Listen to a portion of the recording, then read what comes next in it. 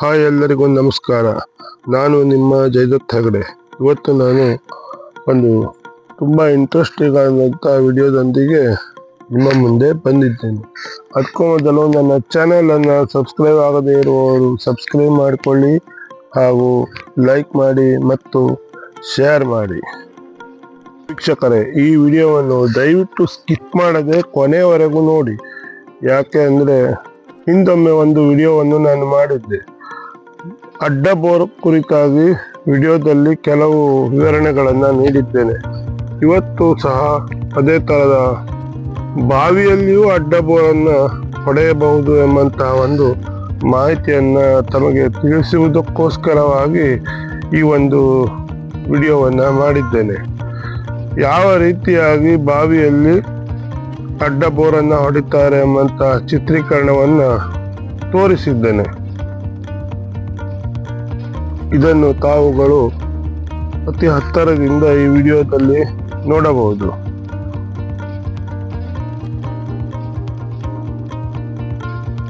ಈ ಮಾಹಿತಿ ಬಹಳಷ್ಟು ಜನರಿಗೆ ಉಪಯೋಗವಾಗಬಹುದು ಎಂಬಂತ ದೃಷ್ಟಿಕೋನವನ್ನು ಇಟ್ಟುಕೊಂಡು ಈ ವಿಡಿಯೋವನ್ನು ಮಾಡಿದ್ದೇನೆ. ವೀಕ್ಷಕರೇ, ಕೆಲವು ಜಾಗಗಳಲ್ಲಿ ಬಾವಿಗಳಲ್ಲಿ ಒಂದು ಹಂತದವರೆಗೆ ಹೋದ ನಂತರ ಕಲ್ಲು ಬಂದು ಬಿಡುತ್ತದೆ. ಅಲ್ಲಿಂದ ಮುಂದೆ ಬಾವಿಯನ್ನು ಅಗೆದು ಕಂತ ಮಾಡಿ ನೀರನ್ನು ಕಾಣಲು ಸಾಧ್ಯವಾಗುವುದಿಲ್ಲ. ಅಂತಹ ಜಾಗಗಳಲ್ಲಿ ಈ ಮಿಷನನ್ನು ಸೆಟ್ ಮಾಡಿ ಅದರ ಮೇಲಿನಿಂದ ಮಣ್ಣಿನ ಒಳಗೆ ಭೂಮಿಯನ್ನು ಅಡ್ಡವಾಗಿ ಕೊರೆದು ಪೈಪ್ಗಳನ್ನು ಅಳವಡಿಸುತ್ತಾರೆ. ಆನಂತರ ಭೂಮಿಯ ಒಳಗಡೆ ಇರುವಂಥ ಚಿಕ್ಕ ಚಿಕ್ಕ ನೀರುಗಳು ಈ ಒಂದು ಹೋಲಿಗೆ ಕನೆಕ್ಟ್ ಆಗಿ ಪೈಪ್ನ ಮುಖಾಂತರವಾಗಿ ನೀರು ಬರುತ್ತದೆ. ಈ ಕೆಲಸ ಬಾವಿಯಿಂದ ಮಾಡುವುದು ಬಹಳ ಕಷ್ಟದ ಕೆಲಸವೇ ಆಗಿರುತ್ತದೆ. ಆದರೂ ಸಹಿತ ಇದನ್ನು ಮಾಡುವುದು ಉತ್ತಮ ಎಂದು ಭಾವಿಸಿಕೊಂಡು ಈ ವಿಡಿಯೋವನ್ನು ಮಾಡಿದ್ದೇನೆ. ಬಾವಿಯೊಳಗೆ ಮಿಷನನ್ನು ಸೆಟ್ ಮಾಡಲು ಪ್ಲಾಟ್ಫಾರ್ಮ್ಗಳನ್ನು ಸೆಟ್ ಮಾಡಿಕೊಂಡು ಅದರ ಮೇಲೆ ಮಿಷನನ್ನು ಸೆಟ್ ಮಾಡಿಕೊಂಡು ಆ ನಂತರ ಬಾವಿಯಿಂದ ಅಡ್ಡವಾಗಿ ಕೊರೆಯುತ್ತಾರೆ. ಇದನ್ನು ಮಾಡಲು ನುರಿತ ಕೆಲಸಗಾರರಿಂದ ಮಾತ್ರ ಸಾಧ್ಯ. ಈ ಒಂದು ವಿಷಯ ನನಗೆ ತುಂಬ ಇಷ್ಟ ಆಗೋದ್ರಿಂದ ತಮಗೆಲ್ಲರಿಗೂ ಇದನ್ನು ತಿಳಿಸುವಂತ ವಿಡಿಯೋ ಮಾಡಿದ್ದೇನೆ. ಈ ಮಾಹಿತಿ ತಮಗೆ ಇಷ್ಟವಾಗಬಹುದು ಅಂತ ಭಾವಿಸಿಕೊಂಡಿದ್ದೇನೆ. ವೀಕ್ಷಕರೇ, ಒಂದು ವಿಡಿಯೋವನ್ನು ಅರ್ಥ ಮಾಡಿಕೊಳ್ಳಬೇಕಿದ್ದರೆ ಅದನ್ನು ಕೊನೆಯವರೆಗೂ ಸ್ಕಿಪ್ ಮಾಡದೆ ನೋಡಿ. ಇದರ ಸಂಪೂರ್ಣ ಮಾಹಿತಿ ತಮಗೆ ಸಿಗುತ್ತದೆ.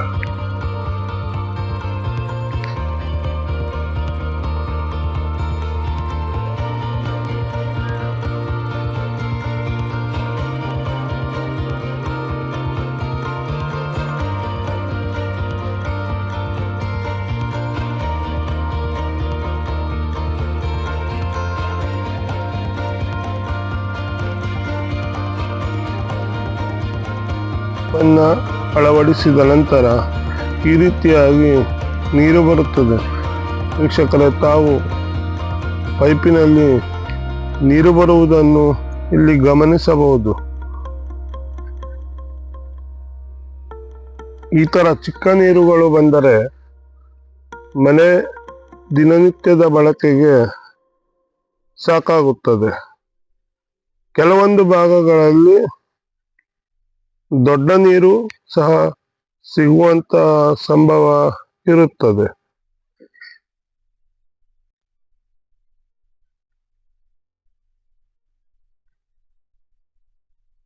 ವೀಕ್ಷಕರೇ, ಈ ಬಾವಿಯಲ್ಲಿ ಅಡ್ಡಲಾಗಿ ಎರಡು ಕಡೆಯಲ್ಲಿ ಕೊರೆಯಲಾಗಿದೆ. ಒಂದು ಬಾವಿಯ 40 ಫುಟ್ ಆಳದಲ್ಲಿ ಕೊರೆದಿದ್ದಾರೆ ಮತ್ತು ನಂತರ ಬಾವಿಯ ಮಧ್ಯದಲ್ಲಿ 20 ಫೂಟಿಗೆ ಪ್ಲಾಟ್ಫಾರ್ಮ್ಗಳನ್ನು ಸೆಟ್ ಮಾಡಿಕೊಂಡು ಈ ರೀತಿಯಾಗಿ ಕೊರೆದಿದ್ದಾರೆ. ಎರಡು ಕಡೆಯಲ್ಲೂ ಚಿಕ್ಕ ಚಿಕ್ಕ ನೀರುಗಳು ಇದರಲ್ಲಿ ಬಂದಿವೆ.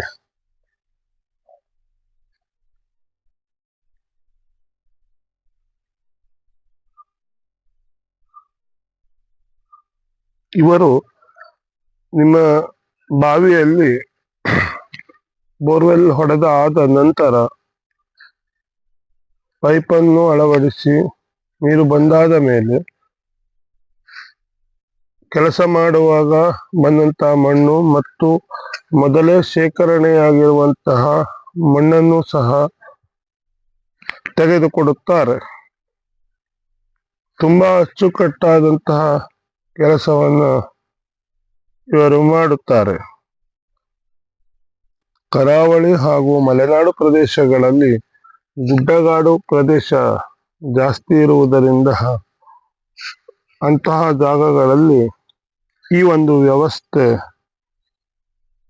ಉತ್ತಮವಾಗಿ ಆಗಬಹುದು ಎಂಬಂತಹ ಒಂದು ಧೋರಣೆಯನ್ನು ಇಟ್ಟುಕೊಂಡು ಈ ವಿಡಿಯೋವನ್ನು ಮಾಡಿದ್ದೇನೆ ವೀಕ್ಷಕರೇ. ಯಾಕೆಂದರೆ ಮಳೆಗಾಲದಲ್ಲಿ ಬಂದಂತಹ ಮಳೆಯ ನೀರು ಗುಡ್ಡಗಳಲ್ಲಿ ಸಂಗ್ರಹವಾಗಿ ಮಣ್ಣಿನ ಒಳಗೆ ಸೇರಿಕೊಂಡಿರುತ್ತದೆ. ಕೆಲವೊಂದು ಜಾಗಗಳಲ್ಲಿ ಬಾವಿಯನ್ನು 30 ಫೂಟು 35 ಫೂಟುವರೆಗೂ ಹೊಡೆದು ಬಿಟ್ಟು ಬಿಡುತ್ತಾರೆ. ಮೇಲುಗಡೆ ಗುಡ್ಡಗಳು ಜಾಸ್ತಿ ಇರುತ್ತವೆ. ಅಂತಹ ಜಾಗದಲ್ಲಿ ಬಾವಿಯಿಂದ ಅಡ್ಡದಾಗಿ ಕೊರೆದರೆ ನೀರು ಸಿಗುವಂತಹ ಸಾಧ್ಯತೆ ಬಹುತೇಕ ಜಾಸ್ತಿ ಆಗಿರುತ್ತದೆ.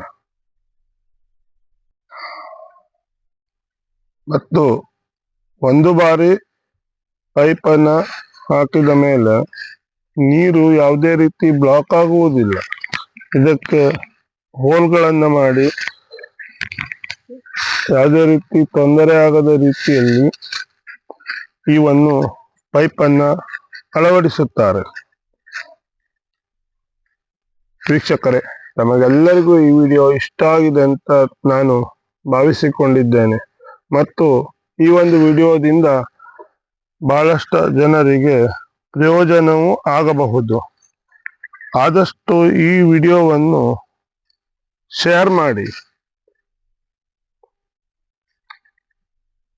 ಕೆಲವರಿಗೆ ಇದರಿಂದ ಪ್ರಯೋಜನ ಆಗಬಹುದು. ಇದಕ್ಕೂ ಹೆಚ್ಚಿನ ಮಾಹಿತಿಗಳು ಬೇಕಾದಲ್ಲಿ ಕಮೆಂಟ್ ಮಾಡಿ. ನನಗೆ ಗೊತ್ತಿರುವ ಮಾಹಿತಿಯನ್ನು ತಮಗೆ ತಿಳಿಸುತ್ತೇನೆ. ವೀಕ್ಷಕರೇ, ತಮಗೆಲ್ಲರಿಗೂ ಈ ಒಂದು ವಿಡಿಯೋ ಇಷ್ಟ ಆಗಿದೆ ಅಂತ ಭಾವಿಸಿಕೊಳ್ಳುತ್ತೇನೆ. ಇಂತಹದೇ ಮತ್ತೊಂದು ಉತ್ತಮ ವಿಡಿಯೋದೊಂದಿಗೆ ತಮ್ಮ ಮುಂದೆ ಬರುತ್ತೇನೆ.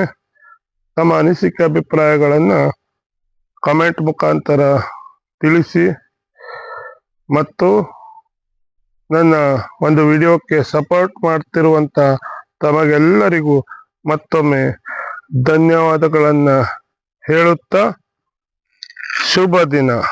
ಮತ್ತೊಮ್ಮೆ ಸಿಗುವೆ.